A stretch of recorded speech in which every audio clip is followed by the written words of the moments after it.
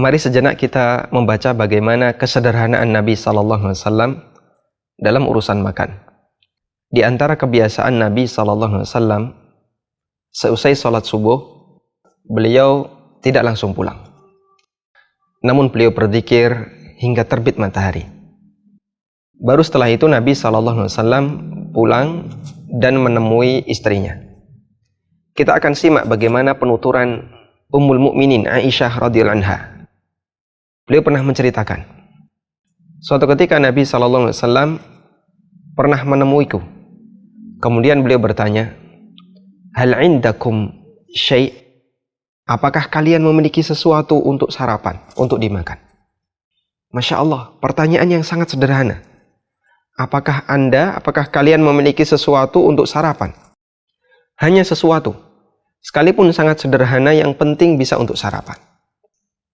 Ketika Aisyah radhiyallahu anha tidak memiliki makanan untuk sarapan, sang istri dengan jujur mengatakan, tidak ada ya Rasulullah. Coba kita bisa perhatikan bagaimana jawaban suami yang mulia ini. Ketika beliau mendengar tidak ada yang bisa dimakan ya Rasulullah, beliau mengatakan, fa inni idzan shaim. Jika demikian, saya tak puasa saja. Subhanallah. Jawaban yang sangat indah dari seorang suami terbaik di dunia. Ada banyak sekali pelajaran yang bisa kita gali dari dialog sederhana ini. Namun kita hanya akan membatasi untuk masalah pola makan Rasulullah SAW. Kita bisa perhatikan. Bagi Nabi SAW, urusan makan merupakan masalah yang sangat sederhana. Prinsip beliau, kalau ada dimakan, kalau tidak ada, beliau puasa. Beliau tidak pesan untuk dimasakkan yang aneh-aneh atau minta istri untuk didatangkan makanan yang merepotkan dirinya. Kemudian, hal istimewa lainnya, Nabi SAW tidak pernah mencela makanan. Jika beliau berselera, beliau akan makan, dan jika kurang selera, beliau tinggalkan. Sama sekali tidak mencela makanan. Tidak memberikan komentar untuk makanan. Kita bisa simak bagaimana persaksian Abu Hurairah radhiyallahu anhu. Beliau pernah mengatakan, ma'aban nabiyyu sallallahu alaihi wasallam ta'aman qat inishtahahu akalahu wa illa taraka. Rasulullah SAW itu sama sekali tidak pernah mencela makanan. Jika beliau menyukai, beliau akan makan, dan jika beliau tidak selera, beliau tinggalkan. Baik, kita akan coba bandingkan dengan kondisi masyarakat di zaman kita saat ini.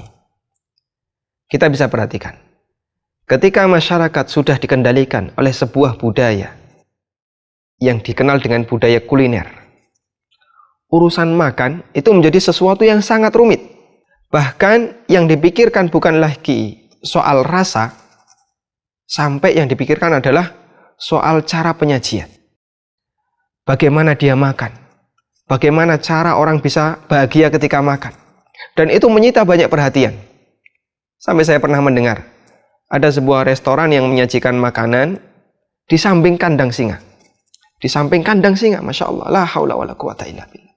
Hanya untuk mendapatkan kepuasan makan, orang itu harus melakukan yang aneh-aneh. Dulu mungkin kita tidak pernah begitu perhatian dengan yang namanya sarjana ahli masak.